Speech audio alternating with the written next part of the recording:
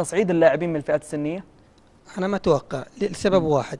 لما نجيب لاعبين من الفئات السنيه الجمهور ما يبغى يصبر. جمهور النصر ما يبغى يصبر. قبل بندر تيمي عبد الرحمن البيشي ما صبر على جمهور النصر.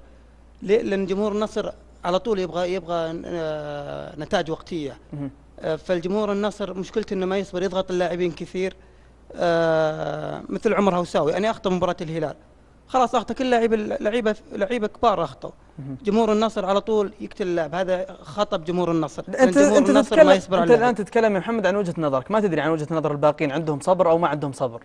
شوف يمكن الاغلبيه راح يقول يمكن يأيدون نفس الكلام. جمهور النصر مشكلته مشاكل النصر وعدم تحقيق البطولات. جمهور النصر ما يصبر. بعطيك بس مثال بسيط. دي سيلفا قبل 3 سنوات كان جمهور النصر يقول السباك ما يبغونه مدرب، الان جمهور النصر يطالب فيه. فالجمهور النصر مشكلته انه ما راح يصبر، فاسال الجمهور، فانا متاكد ان الاغلبيه راح يأيدني. طيب يعطيك العافيه محمد، خليني اسمع اراء اللي انضموا لنا الان. حياكم الله، تعرفنا بس باسمك الكريم. راشد. تفضل راشد. سواء لاعبين او اداره، انت تتفق او تختلف معهم؟ بس خلينا نسمع بس ابو عبد الله، عفوا خلينا نسمع محمد تفضل.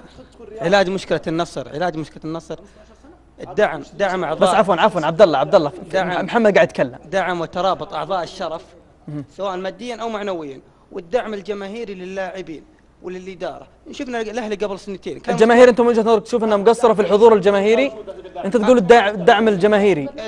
شوف الاهلي قبل سنتين كان سيء، تكاتفوا بكاس الملك، خذوا طيب. كاس الملك. النصر العام تكاتفوا بس بكاس الملك وصلنا للنهائي. يجب على اللاعبين ان التكاتف. طيب راكان فهد يقول انا اتمنى تنسيق خالد عزيز وخالد راضي وعبد برناوي وحسين بعد، وميج الزبيدي واستقطاب المقهوي وتصعيد فهد اليامي ونواف البيشي. اعتقد سالفه التصعيد هذه نخليها بعدين، احنا الحين محتاجين بطوله.